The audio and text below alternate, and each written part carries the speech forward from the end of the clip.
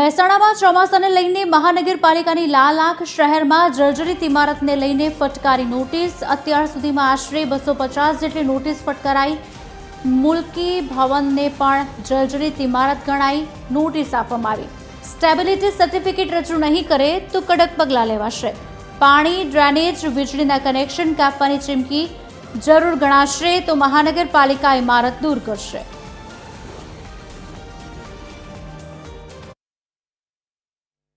કે શહેરમાં અલગ અલગ જગ્યાએ અલગ અલગ બિલ્ડિંગો જર્જરિત હાલતમાં જણાતી હતી, તો એ અમે અમારી ટીપી શાખાના એન્જિનિયરો જઈ અને અમને બધાને નોટિસ આપી છે।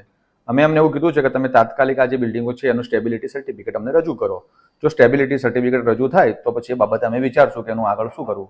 પ્રાઇમરી કોર્પોરેશન એવું વિચાર્યું છે કે જર્જરિત બિલ્ડિંગો છે જેનું સ્ટેબિલિટી સર્ટિફિકેટ રજૂ નહીં થાય તો અમે એમની પ્રાયોરિટીમાં ઇલેક્ટ્રિસિટીના કનેક્શનો અને પાણીના કનેક્શનો કાપી નાખશું। જરૂર જણાશે તો એ ભયમુક્ત બિલ્ડિંગોને દૂર પણ કરશું।